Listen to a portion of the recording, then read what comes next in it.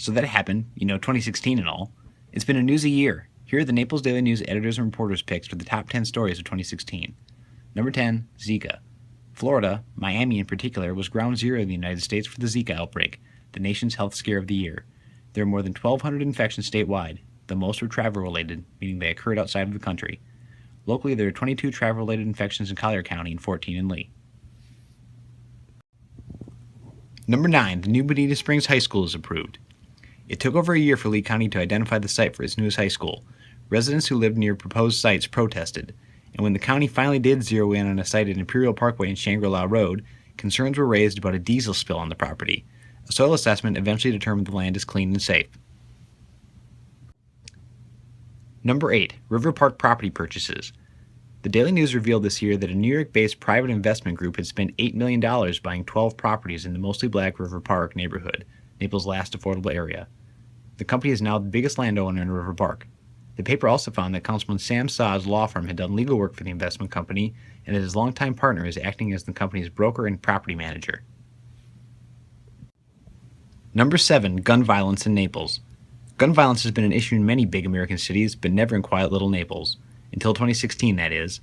4 people were killed this year in 5 shootings in the city. Number 6, Lake Okeechobee discharges. January rains led to rising levels in Florida's biggest lake. In February, the Army Corps of Engineers began discharging excess water down the Caloosahatchee and St. Lucie rivers. The discharges fouled local waters and led to the growth of toxic algae that looks like green slime on the state's east coast. Number 5, local elections. National politics dominated the discussion in 2016, but local elections overhauled many Collier and Lee boards. Naples and Bonita Springs both got new mayors. The Collier School Board got 2 new members, and the Collier County Commission got 3. Number 4, DUI manslaughter suspects are free to flee. In March, the Daily News Free to Flee investigation revealed how across the state, DUI manslaughter investigations regularly allow drunken drivers to go free for months instead of making an immediate arrest. Many of those suspects have fled the country to avoid justice. Number 3, Collier and Lee voters turn out huge for Donald Trump. Trump captured the world's attention in 2016, and few communities gave the presidential candidate as much support as Collier and Lee counties. Trump won 61% of the Collier vote, which had the highest percentage turnout in the state. 58% of Lee voters cast ballots for Trump. Number 2, Mark Sievers is arrested.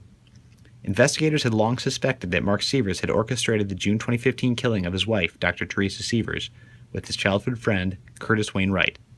But it wasn't until Wright flipped on his friend in February that investigators had the evidence they needed for an arrest.